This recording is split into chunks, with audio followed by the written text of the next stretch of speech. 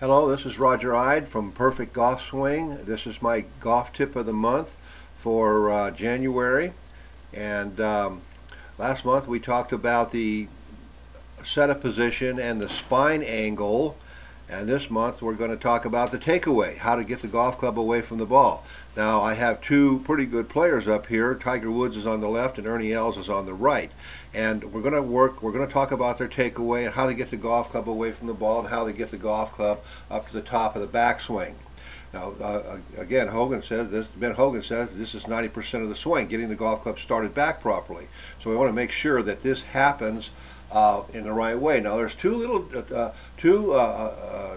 little bit different concepts here, and they're both right. So I don't want you to think I'm criticizing one and saying the other one is the way to do it, because there is more than one way to do this. But on the other hand, there's ways that I like better for us rookies that are not going out and hitting 200 and 300, 400 balls every single day. Now, I want you to notice that there's a line across the shoulders, down the arms. This is a triangle. A line across the shoulders, down the arms. This is a triangle. The more we can return the golf club to impact with that triangle, there's Ernie Els, there's his triangle at impact, here's Tiger, here's his triangle at impact. Notice that the arms are straight here. There's no angles, there's no break in the elbow, there's no break in the wrist. So this is important to good, consistent ball striking. So if that be the case at impact, then it needs to be the case at address and on the takeaway. Now I'm going to take these guys back on their backswing. First of all, we're going to start with Ernie here. He pushes the golf club. Notice it stays low to the ground. He pushes the golf club straight back. There's no wrist hinge at this point. Then when he gets to about his right knee, he starts a little bit of a wrist cock, and then by the time he gets to the halfway position, he's starting to hinge his wrist. Let's look at Tiger. When he takes the golf club back, a one-piece takeaway. I'm a firm believer in a one-piece takeaway. He pushes the golf club straight back. It stays low to the ground. There's no wrist cock, no wrist cock, no wrist cock. But then when he gets to about the waist-high position, the same place as Ernie is, there's no wrist cock at this particular point. The golf club stays low to the ground. He's trying to create a nice wide arc. Now, Ernie's got his arms straight. Notice that the right elbow is slightly bent, and on top, you can see on top of the left elbow, that's where it should be. It shouldn't be broken down. It should be a little bit on top there. So they're maintaining the triangle. So when Tiger goes back to finish his backswing, then the hands will gradually set and hinge, and they'll be hinged by the time he gets up to the top of the backswing. So there's a hinge or a wrist cock, if you will, but it starts from the waist-high position. It starts from the waist-high position and then gradually hinges as he turns his left shoulder. Now Ernie, on the other hand, his wrists are cocking earlier. The wrists are cocked earlier, and they're hinged a little bit more than Tiger's is, but they're still not it's not overly done. See, there's no breakdown here. There's not too much hand action. Their elbow is staying straight. There's not a lot of breaks in the joints. We don't want the elbow joint or the wrist joint to bend too much.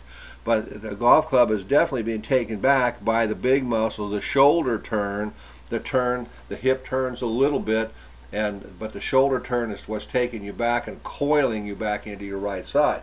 Now that's the picture from the face-on view. Let's look at these guys from the what we call the target line view. And here you're going to see something that I think is extremely important, and that is when we go back on the backswing, we should be able to stick our fanny up against the wall, so our rear end is touching the wall. Now, watch how the path that the golf club goes back. Watch Ernie Els. It almost looks like the golf club is going outside. It's really not. I think that's camera angle. Straight back. So when he gets to the halfway position, that shaft, that golf club is parallel. See the arm and everything is parallel with the feet. And you can see that his wrists are starting to hinge there. Now let's look at Tiger. I know the golf clubs are in the way a little bit, but the golf club is going straight back, straight back, straight back, straight back. So when he gets to that position, again, the shaft of the golf club is parallel with the feet with the toe up in the air. Here's the toe of the golf club pointing straight. That means the club face is square. So he's taking it straight back, parallel with the feet. Then the finish of the backswing, the shoulder rotation will bring the golf club back on the proper plane. Remember we talked about the spine angle and how that shaft, the shoulder plane here, the arm is in line with the shoulder plane, the golf shoulder is pointing down just outside the ball. Watch the finish with Ernie Els, the shoulder plane, and see the golf club is coming on the inside. It's not coming out, it's not staying outside. The shoulder turn going under the chin, taking the golf club inside and putting the golf club on the proper plane. Notice that the shaft of the golf club is moving a little bit to the left of the target. He's a little bit left. Both these guys are a little bit left of the target. In other words, they don't have it turned around here. That just makes it easier for them to start the downswing and keep the golf club on plane. They don't have to manipulate the club. They don't have to move it around. All they have to do is just move their weight back into their left side and let the left arm pull it through. And so there's the takeaway from the target line view. Golf club is going straight back, straight back. Don't let it go inside. Here's his fanny touching the wall there. Here's Tiger again, same thing. The fanny's touching the wall. The golf club is going straight back here, and then it'll come inside a little bit as the shoulder turn takes it. The arm does not take it inside. The shoulder turn. So if your spine angle, if you're set up properly with the proper spine angle here, notice that's about a 90-degree angle. We go over here to Ernie and we go this here. Notice that's about a 90-degree angle right there. So he's going to turn on this angle right here. The shoulder's going to turn under that, push the golf club straight back. Your arms will end up in the right position at the top of the backswing if your spine angle is right and if you get the golf club started straight back and not inside.